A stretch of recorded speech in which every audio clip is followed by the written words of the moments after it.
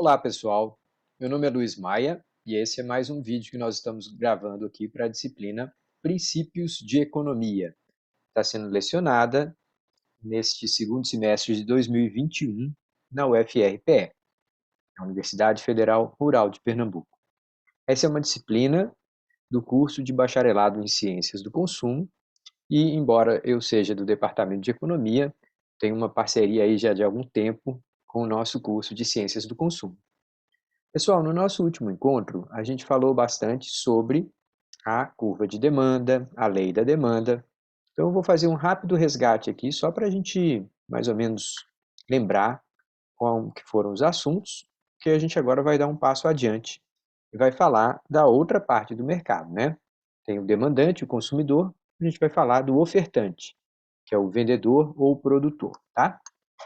Só para fazer um rápido resgate aqui, a gente descreveu o que se chama lei de demanda, uma relação inversa entre preços e quantidades que os consumidores, em geral, estão dispostos a buscar no mercado.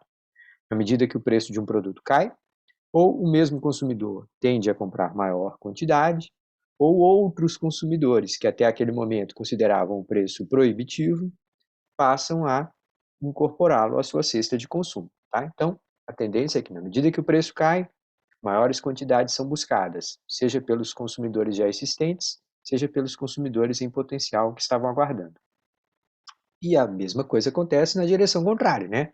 Se o preço sobe, algumas pessoas deixam de comprar, outras que ainda continuam comprando buscam em menores quantidades. Então, existe uma relação inversa entre preços e quantidades. A gente registra essa relação no diagrama, um diagrama cartesiano, duas dimensões simples.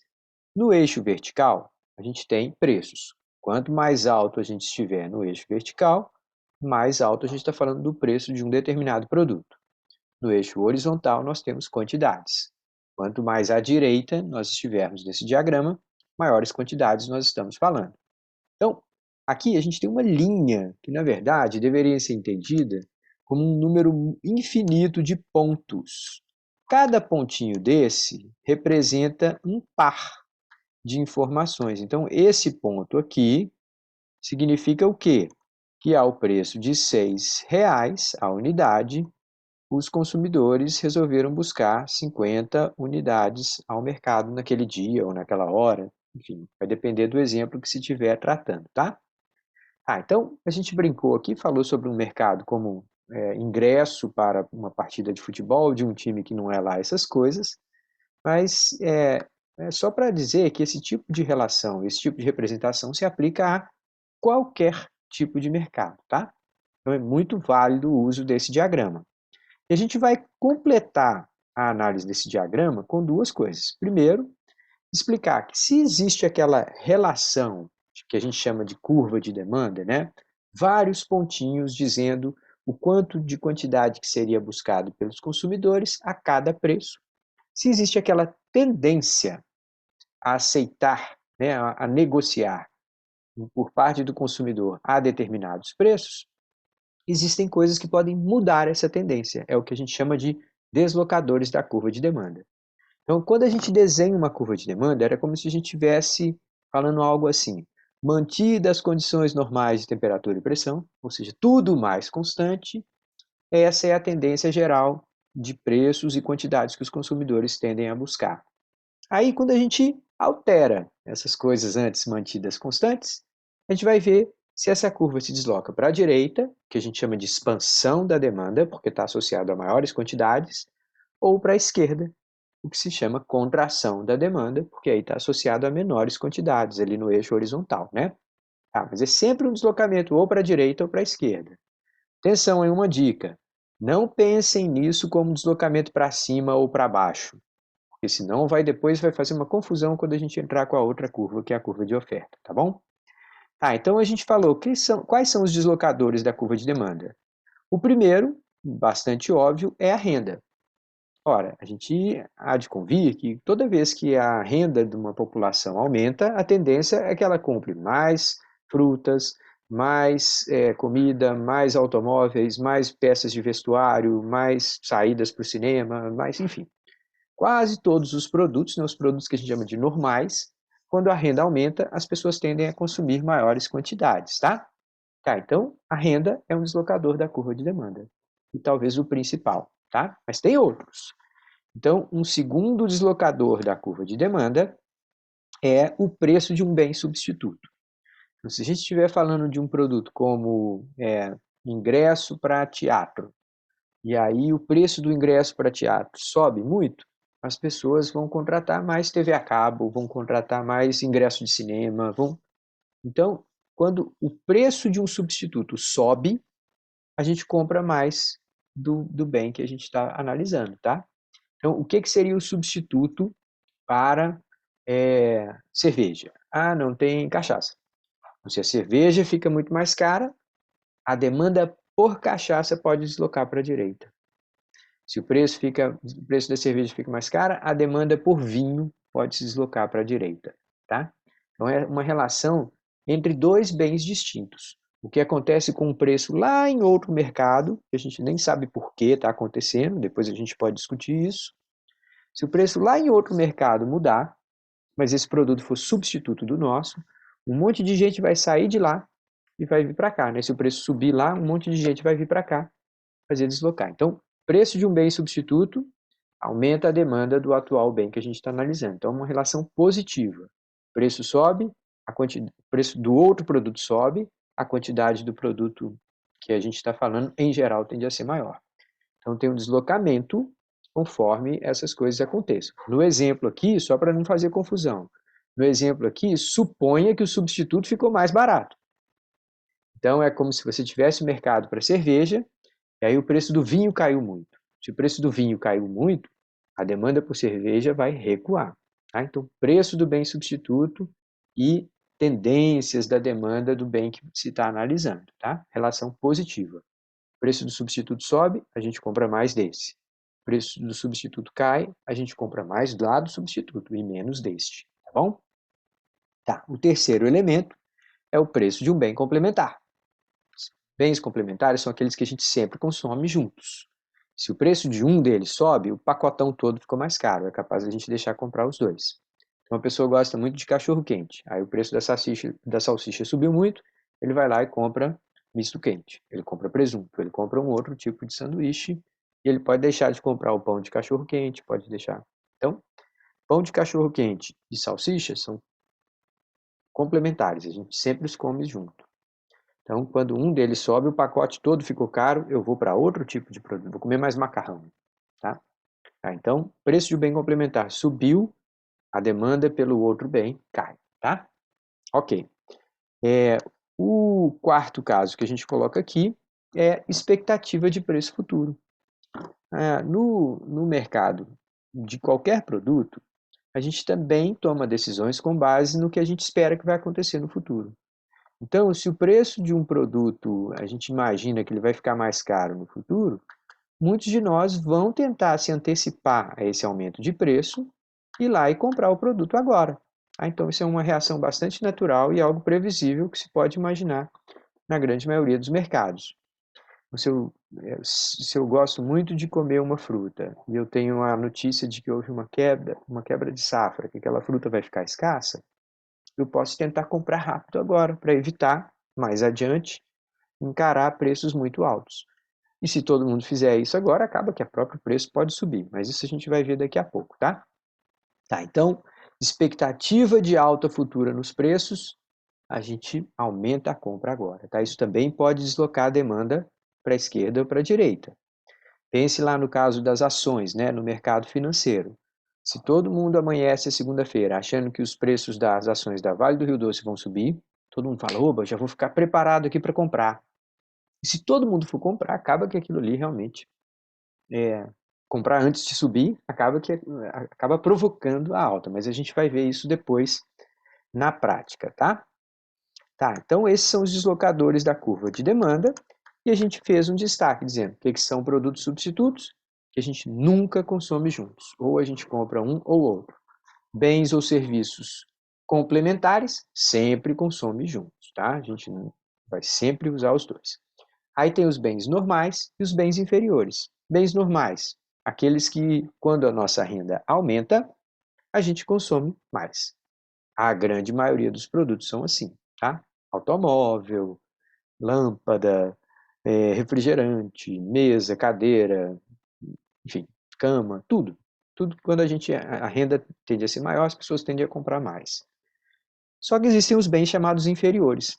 É aqueles que a gente compra porque a gente está lascado. Tá? Quando a gente está muito apertado de dinheiro, a gente vai lá e compra coisas como carne de terceira, carne de segunda.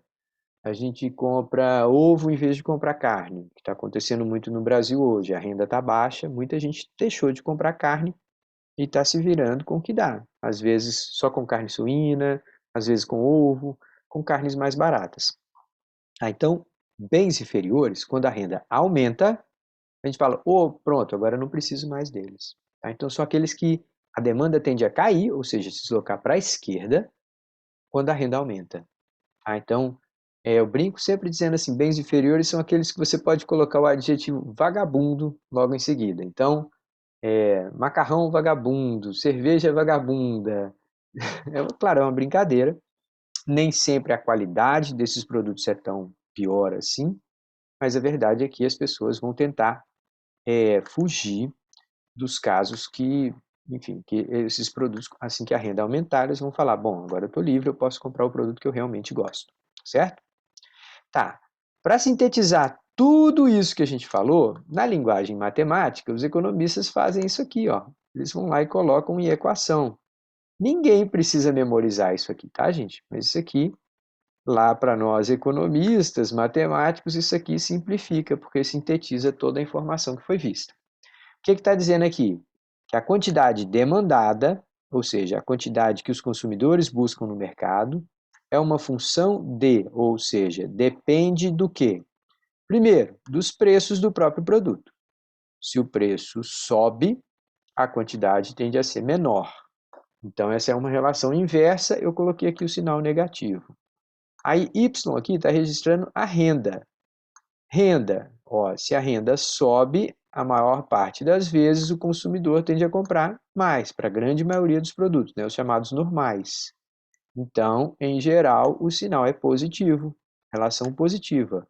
Renda subindo, quantidade buscada pelo consumidor tende a ser um pouquinho maior, tá? Preço do produto substituto. Se um produto substituto está ficando mais caro, a gente vai tentar substituir e comprar o mais barato. Então, se o preço de um produto substituto subiu, a gente compra mais do atual, tá? Preço de produto complementar. Aqui não, aqui é uma coisa que a gente sempre compra junto. Se o complemento ficou mais caro, o pacotão todo ficou mais caro. A tendência é que a gente compre menos do outro também, tá?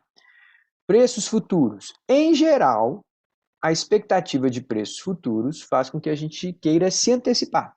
Então, preço futuro, expectativa de que o preço lá na frente vai subir, faz a gente comprar mais agora. Então, a demanda se deslocaria para a direita. Mudanças de preferências do consumidor, aí pode mudar para qualquer lado, né, gente? A gente pode, de repente, descobrir que um determinado produto causa mais mal do que a gente imaginava, ou a gente pode ver um grande artista, um grande é, é, atleta usando certo produto e a gente ficar influenciado, acabar comprando mais e tal. Então, preferências podem mudar para mais ou para menos. Então, por isso que o sinal aqui ficou ambíguo. A gente não sabe para qual direção que vai mudar. E por fim, o número de consumidores. Mas isso é bastante óbvio, né? Porque a demanda por alimento vai crescer se a população crescer.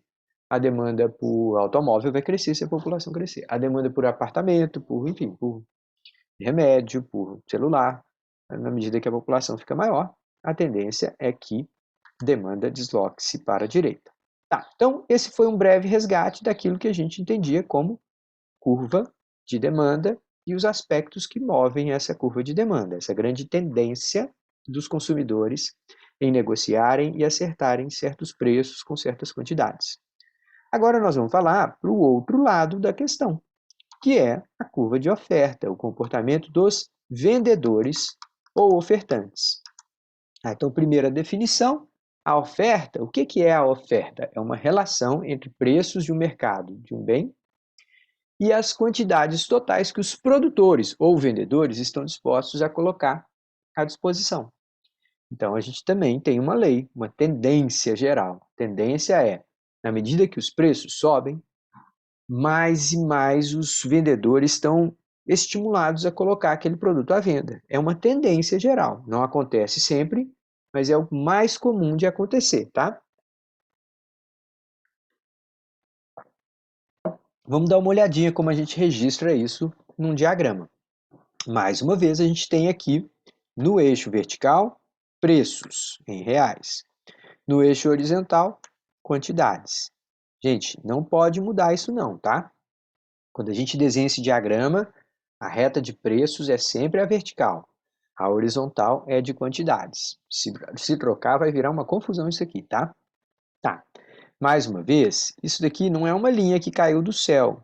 O que a gente tem, na verdade, no mercado é uma espécie de nuvem de pontos, associando quando o preço foi tanto, a quantidade foi tanto. Aí, através dessa nuvem de pontos, a gente usa técnicas estatísticas para estimar a tendência central desses pontos. E aí a gente chama essa linha de curva de oferta, tá?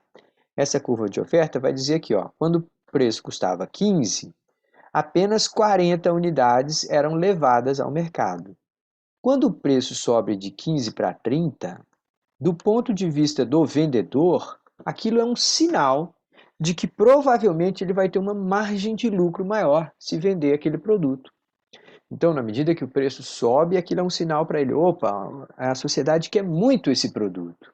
Então, eu vou levar maior quantidade às vendas, porque assim eu vou aproveitar essa ansiedade da população em comprar. Eu vou vender por um preço mais alto, provavelmente eu vou ter uma margem de lucro mais alta, tá? Tá, então o que move o vendedor, o produtor, é a expectativa de aproveitar a chance de vender por um preço mais alto. À medida que os preços tendem a subir, maiores e maiores quantidades tendem a ser levadas a mercado, tá certo? Tá, então a gente dá o nome dessa tendência geral de lei de oferta, como a que descreve o comportamento dos vendedores, tá? Assim como a lei de demanda, a gente também vai ter os deslocadores da oferta. Mas no caso dos deslocadores da oferta, gente, eu vou usar aqui de novo aquele recurso, né, da matemática, mas a gente vai ter principalmente o principal fator de deslocamento da curva de oferta é custos. Vamos entender bem por quê, depois a gente fala dos outros fatores, tá? Então imagine que você tenha mesmo essa curva de oferta aqui, tá? Essa seja a oferta para um produto como, digamos, é, ingresso de cinema, tá? O preço está R$ 15, aparece 40 pessoas por sessão no seu cinema. Quando o preço subiu para R$ 30, não, o cinema talvez não seja uma boa ideia, porque a quantidade que é ofertada em cada sala é fixa. Vamos pensar em outra coisa. Pronto, vamos pensar em produção de café. Então, se o preço estava R$ 15 a saca de café, tinha 40 unidades sendo levadas por dia a mercado para venda. Por quê? Porque na região as pessoas tinham a opção de ou produzir mais café, ou criar mais gado leiteiro, ou, enfim, usar as suas fazendas para determinados fins. Se o preço do café sobe para 30, para o produtor de café, aquilo é um sinal de que ele pode vender com uma margem de lucro maior. Então ele vai falar: bom, então eu vou usar uma maior parte da minha fazenda para produzir café, porque ali está tendo uma oportunidade boa. Tá, mas vamos voltar para essa questão do cafeicultor. Suponha que agora você tenha lá uma temperatura, com mudança climática, aí você tem uma temperatura mais difícil de produzir café, que para cada hectare plantado você consegue colher um pouco menos. Ora, com isso, mesmo você usando as mesmas pessoas, o mesmo número de pessoas, mesmo você usando o mesmo tamanho da terra, né, da fazenda dedicada para café, mesmo você empregando os mesmos recursos e tendo os mesmos custos, você produz menos. Então, se você vai vender menos, você vai falar assim: bom, para vender 40, agora eu vou exigir um preço um pouquinho mais alto. Por quê? Porque está difícil de produzir. Então, eu vou chegar e vou falar assim: bom, se está difícil de produzir, eu vou cobrar não 15, mas 18. Tá? Então, a tendência é que na medida que os custos aumentam, uma mesma quantidade ser levada a mercado vai exigir um esforço maior, provavelmente para manter a mesma quantidade, o nosso fazendeiro vai ter que usar uma parcela maior da sua propriedade para produzir café. Por quê? Porque mudou o clima, está mais difícil de produzir por cada hectare, está gerando menos café. A outra maneira de enxergar isso é falar assim, bom, o custo de produzir o café aumentou, então eu de alguma forma vou ter que repassar um pouco desse custo para o consumidor. Eu pelo menos vou tentar. Se para produzir a mesma quantidade, né, eu estou tendo que gastar mais, eu vou tentar passar um pouco dessa conta para o consumidor. E isso vale para qualquer quantidade. Se antes, para entregar essa quantidade aqui, digamos 30, eu estava disposto, mesmo quando o preço fosse R$ 10, agora eu falo assim, não, agora para entregar 30 eu preciso de um preço tipo 13 ou 14. Então vai ter uma nova linha de pontos paralela àquela linha original, só que toda ela deslocada para a esquerda. Então, um aumento de custo faz com que a minha curva de oferta se desloque para a esquerda. Eu vou chamar essa primeira aqui de O0, é difícil de desenhar número, e essa aqui de O1. Então, houve um deslocamento de toda a curva de oferta para a esquerda. Por quê? Porque houve aumento de custo. Gente, se vocês pensarem na mensagem que eu estou acabando de dizer para vocês, essa é uma mensagem profunda para a economia brasileira. A economia brasileira ela é reconhecida mundialmente por ter custos elevados. A gente ou não emprega as melhores tecnologias aqui, ou a gente não tem um sistema educacional tão bom que dê uma qualidade de educação boa para o nosso cidadão. A gente tem um trânsito muito ruim, a gente tem muita violência urbana, a gente tem infraestrutura, né? A qualidade das pistas, das rodovias é muito ruim, toda hora tem que trocar pneu, toda hora estoura pneu, buraco na pista e tal. Então, todo esse conjunto de condições fazem com que produzir um celular no Brasil fique mais caro do que produzir aquele mesmo celular em outro lugar. Seja pela qualidade da educação, seja pela infraestrutura ruim, seja por um sistema de transporte ainda muito antigo, baseado em rodovia em vez de ferrovia e tal. Então a gente tem um monte de problemas de custos. Faz com que a nossa curva de oferta, em geral, seja muito deslocada para a esquerda, com algumas exceções, tá? Então, custos mais altos retraem a curva de oferta. O Brasil é um país que tem uma agenda enorme para reduzir custos. A gente precisa melhorar o sistema educacional, a gente precisa fazer mudanças no sistema de transporte, construir mais ferrovias, a gente precisa reduzir a burocracia, que às vezes você gasta muito tempo para obter licença ambiental, muito tempo para provar para o governo que você está fazendo a coisa certa, mesmo estando fazendo a coisa certa. Isso faz com que você gaste tempo, muito esforço, sem gerar produtos. É custo. Tá? Então, custos mais elevados retraem a curva de oferta para a esquerda. Tá? Essa é a grande mensagem. Por outro lado, lembrando que o Brasil é um país que tem custos tão altos, se a gente estabelecer uma agenda bem determinada lá no Congresso Nacional, com o presidente, os ministérios todos, e também aqui embaixo no nível estadual, municipal, se a gente também criar uma agenda favorável a ajudar com que produzir, empregar seja menos caro, seja menos difícil, tudo isso vai deslocar a curva de oferta para a direita. Então, uma das maneiras, por exemplo, da gente combater a inflação, a gente vai ver aqui daqui a pouquinho, é tentar fazer a oferta se deslocar para a direita. Maiores quantidades disponíveis, a gente vai mostrar daqui a pouco, tendem a fazer com que os preços sejam mais baratos e que a gente tenha acesso a uma quantidade maior. O próximo fator deslocador da curva de oferta é quase como se fosse o outro lado da moeda de custos, que é tecnologia. Quando a gente adota novas técnicas, a gente não faz porque a gente gosta. A gente adota novas técnicas porque elas são vantajosas para nós. Dificilmente alguém vai escolher uma nova técnica que aumenta muito os seus custos de produção. né? Ah, não, mas e se fosse mudar a qualidade radicalmente? Bom, aí é outra história. Aí você pode estar mudando o produto, tá? Mas, em geral, para um mesmo produto, quando você adota uma nova técnica, você o faz de tal forma que ele vai gerar impactos positivos. Ou seja, ou que gastando menos você consegue produzir a mesma quantidade, ou que gastando a mesma valor você consiga produzir mais. Nos dois casos, a tecnologia tem o efeito contrário do custo. A tendência é que a tecnologia desloque a curva de oferta para a direita. Então, quando você escuta aí, liga a televisão, abre o celular, abre o YouTube, e toda hora você está escutando as pessoas falando de inovação, startup, quem não inovar vai ficar para trás, todo mundo tem que ter empreendedorismo, criatividade, essa ladainha que você escuta aí sem parar, é porque todo mundo está falando assim. Se a gente tiver melhores tecnologias, a gente desloca essa curva de oferta para a direita. Então é como se a gente falasse assim: ah, no Brasil, em vez de a gente consertar o buraco da pista, a gente vai desenvolver um pneu que não estoura. Quer dizer, a gente devia fazer as duas coisas. A gente devia reduzir custo de um lado e melhorar a qualidade do pneu, desenvolver novas técnicas de produção para um pneu mais resistente. As duas coisas seriam boas.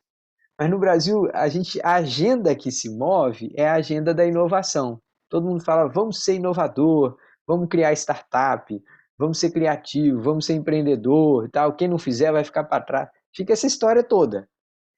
O que a gente não fala tanto é assim, vamos ter um sistema educacional de melhor qualidade, vamos levar a educação básica de qualidade para populações mais pobres, vamos ter um sistema de creche mais eficiente para populações carentes, vamos urbanizar favelas, vamos sanear as nossas comunidades pobres para elas terem acesso a água, esgoto tratado, tudo mais. Não, isso aí a gente não faz. Então, os custos, inclusive pessoais, inclusive de saúde, continuam sendo muito altos, tá? Mais uma vez, eu não acho que tem que abandonar uma agenda para seguir a outra, não. Mas a gente deveria seguir com as duas, tá? É preciso que a gente transforme a economia brasileira numa economia menos onerosa, menos difícil, desafiadora para quem está disposto a pegar seu dinheiro, montar uma pequena empresa e enfiar a cara lá e vencer todo dia aquela batalha. Nós sabemos, pessoal, que tem muita gente que fica preocupado com as grandes corporações, com a Google, a Amazon está mandando no mundo inteiro, essa coisa toda.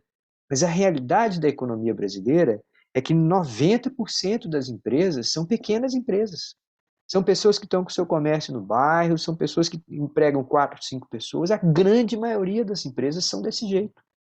E para essas pessoas está muito difícil produzir.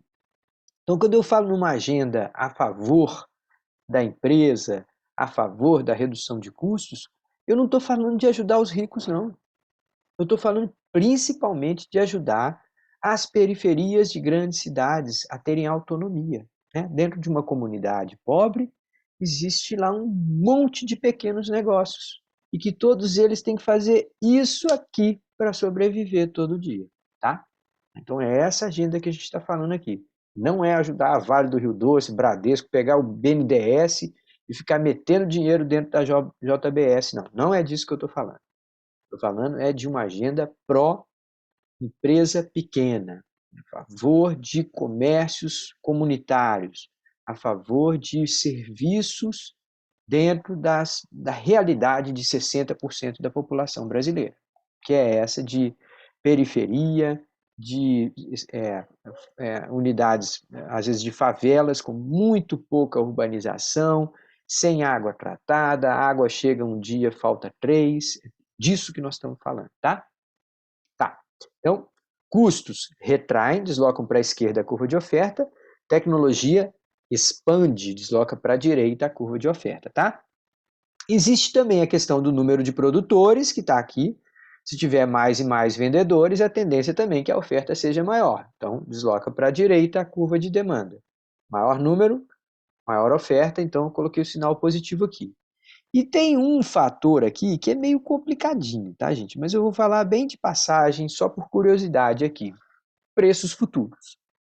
Bom, para o vendedor, Dizer que o preço futuro vai ser maior pode gerar duas possibilidades. Se eu souber que na semana que vem o preço vai ser maior, eu posso tirar o produto da prateleira e esperar ele subir. Então, se for um curto prazo, e eu espero que o preço vai dar um salto daqui a pouquinho, muitas vezes o vendedor pode falar assim, eu vou especular com meus estoques, eu vou esconder meus estoques e esperar um pouquinho porque eu sei que o preço está subindo lá. Então, nesse caso, seria uma relação negativa. Agora, por outro lado, se essa é uma mudança no preço continuada, se eu espero que os preços vão continuar subindo na semana que vem, daqui um mês, daqui um ano, daqui a 5 anos, aí eu posso, às vezes, até mudar toda a minha operação para colocar muito mais daquele produto à venda. Não imagine assim uma loja de peças de vestuário, que ela também vende sapatos, vende também alguns adereços e tal. Aí ela observa que está tendo uma compra muito grande de produtos com a proteção UV. Ela fala, opa, essa é uma tendência geral, tá aquecimento global aí, cada hora ninguém vai poder mais sair sem proteção UV na rua. Ah, então eu vou aumentar. Com o passar do tempo, eu posso aumentar a parcela das minhas vendas dedicadas a produtos com proteção UV, ultravioleta. Ah, então, se a mudança for continuada, o efeito pode ser assim, subir o preço futuro e eu passo a oferecer mais e mais e mais por muito tempo. Então, preços futuros e a relação com o comportamento do ofertante, vendedor, é ambíguo. Tá? Se for apenas um salto de preço daqui a uma semana, eu falo assim, vou especular, vou esconder meu produto agora. Com isso, a oferta se retrairia, deslocaria para a esquerda. Agora, se for uma mudança continuada nos preços, que eu espero que vai continuar daqui a uma semana, daqui a um mês, daqui a um ano, daqui a 5 anos, eu falo, opa, beleza, ali eu devo ter uma margem de lucro maior, então eu vou expandir a produção também, e a tendência é que toda oferta se desloque para a direita. Ok? Tá, então, essa é a historinha do comportamento do ofertante. Pessoal, perceba bem aqui que dentro da discussão da economia, a gente discute muito comportamento. Embora aqui haja uma análise muito superficial sobre a decisão humana, né? Não está o contexto, não está dizendo a renda, não está dizendo a proximidade da eleição, não está dizendo a condição climática, não está dizendo um monte de coisa. Mas a gente tem as tendências. A tendência geral é que a gente tenha esse tipo de comportamento, tá? Seja no caso da demanda, o comportamento do consumidor, seja no caso da oferta, comportamento do produtor ou vendedor em alguns casos, tá? Tá. Agora a gente vai colocar essas duas coisas juntas. Essas duas coisas, na verdade, só foram separadas para fins didáticos, para a gente poder entender. A gente separou, tinha um monte de gente no mercado. A gente chegou lá na feira de Casa Amarela e falou assim: todo mundo que é dono de banca fica do lado de cá. Todo mundo que é dono de casa, dona de casa, fica do lado de lá. Aí pronto, eu conversei com um lado, vi o que eles estavam esperando, o que eles queriam fazer. Conversei com o outro, vi o que eles estavam esperando, o que eles queriam fazer. Agora vai todo mundo junto. Agora eu vou ver o funcionamento desse mercado. Ora, esse diagrama agora coloca as duas curvas juntas. Aqui na curva de oferta, a gente está falando a cada preço mais alto, maior quantidade daquele produto tende a ser colocado à venda.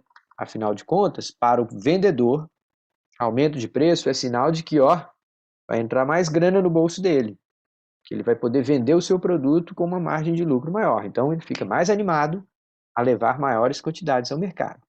Para o consumidor é o contrário. Se o preço está caindo, é que ele fique mais estimulado a levar ao mercado. Então a gente vê essa relação aqui, preços mais baixos vão tender a falar para o cara, pô, pode levar mais, cabe um pouquinho mais no orçamento. Mesmo quem não estava comprando, agora eu posso comprar, porque o preço está mais em conta e tudo mais, tá? Então, colocando essas duas coisas juntas, a gente vai ter um ponto aqui em que todo mundo concorda e que a gente chama de ponto de equilíbrio. A gente chama esse ponto aqui de ponto de equilíbrio. A primeira razão é uma razão óbvia. É que esse ponto diz que existe um determinado preço aqui, para o inhame, vamos dizer que seja R$ 6 o quilo. Acho que eu nem sei exatamente quanto que é o quilo do inhame, tá, gente? Mas eu vou chutar que seja R$ 6 o quilo. Então tá aqui, R$6 o quilo de inhame, e aí a gente foi ver lá no mercado de Casa Amarela, a gente viu que, sei lá, 150 quilos, ou 150, vamos pôr por quilos, tá? Para ficar mais fácil aqui. 150 quilos estão sendo comprados em cada dia de feira, tá? Com o preço de R$6, a gente sai desse preço aqui, vai até a curva de demanda e fala, opa, a R$6, a turma quer levar 150 unidades, 150 quilos. Mas a R$6 também, eu vou até a curva de oferta e falo assim, ah não, a R$6, o vendedor também está disposto a trazer para a venda 150 quilos. Então, a primeira razão por que esse ponto de interseção aqui é chamado de preço de equilíbrio é porque se o preço fosse R$6, nada sobra, nada falta. A quantidade que o consumidor quis comprar era exatamente aquela quantidade que o vendedor levou para a banca, para as bancas em geral. Então, no final do dia, tudo que foi levado à venda saiu. E o consumidor comprou tudo. Então, beleza, então é equilíbrio nesse sentido. Ao preço de R$6, os consumidores e os produtores concordaram em relação a uma quantidade a ser negociada. A segunda maneira de perceber que esse ponto aqui é um ponto de equilíbrio é usar um recurso muito comum da ciência, em particular da ciência econômica, que é o chamado suponha que não. Suponha que o preço não é R$6. Então, tendo em vista esse comportamento de vendedores, tendo em vista essa característica dos consumidores, o que vai acontecer se por alguma situação que a gente não sabe, chegou lá na feira um dia e o preço estava R$10? Ora, a R$10 eu vou andando aqui e encontrei a curva de demanda. Bati aqui, eu desço. Aí eu vou ver aqui, bom, a R$10 está caro o inhame. Aí eu vou ver que só 100 quilos que estão sendo comprados. Um monte de gente virou e falou, danou-se, está muito caro. Eu vou comprar cuscuz, eu vou comprar uma outra coisa para o meu café da manhã ou para o meu final de tarde. Vou comprar inhame tanto assim não. Então, a R$10, os consumidores acharam aquilo muito caro e compraram, buscaram uma quantidade maior. Só que R$10, para o vendedor, aquilo sinalizava uma margem de lucro muito boa. Aí, quando ele foi ver, falou, pô, R$10, um monte de vendedor da feira estava trazendo inhame para vender. Com isso, esses caras acabaram levando para vender 190 quilos. A quantidade ofertada, se a gente sair do preço, andar até a curva de oferta, a gente vê qual que é a quantidade ofertada. Então, a quantidade ofertada, eu vou chamar isso aqui de QO, a quantidade ofertada é muito maior do que QD, a quantidade demandada. Se tem muito mais quantidade levada à venda do que quantidade que as pessoas estão tentando comprar, então tem claramente um excesso. Em outras palavras, sobraram 90 quilos. Sobraram 90 quilos de inhame naquele dia. Então sobrou excesso, quantidade muito maior do que era necessário. No final do dia, o que acontece na feira? Todo mundo sabe, na hora que sobra muito.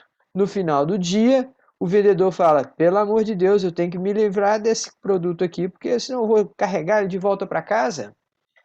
Eu preciso reduzir esse preço para tentar vender um pouco mais.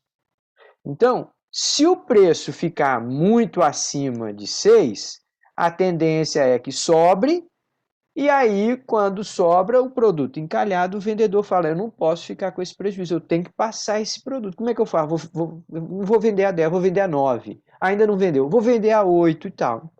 Aí alguém pode olhar para mim e falar assim, peraí, Luiz, você botou esse númerozinho aí, e agora esse produto vai descer de R$ 10 para R$ 6 para ficar exatamente no pontinho que você desenhou? Eu não acredito nesse diagrama não, Luiz. Isso aí é conversa de professor de economia. Aí eu falo assim, não, tudo bem. Pode não descer de 10 para R$ 6. Suponha que o cara ficou tão desesperado que passou direto. Veio aqui para R$ 4. Né? Não parou em 6 igual eu tinha desenhado, bonitinho no meu diagrama.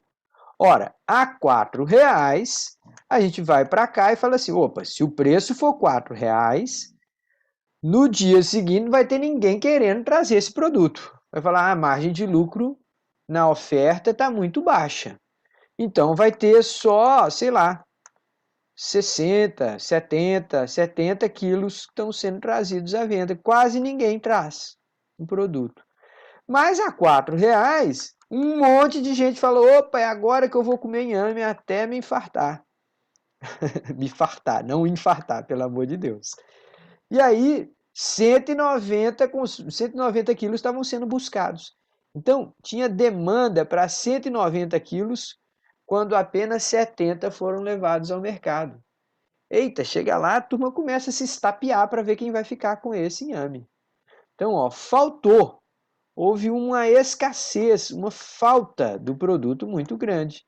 Se o preço estiver abaixo do equilíbrio, a falta vai fazer com que as pessoas disputem aquele produto. Por quê? Porque tem muito mais gente querendo comprar do que produto disponível.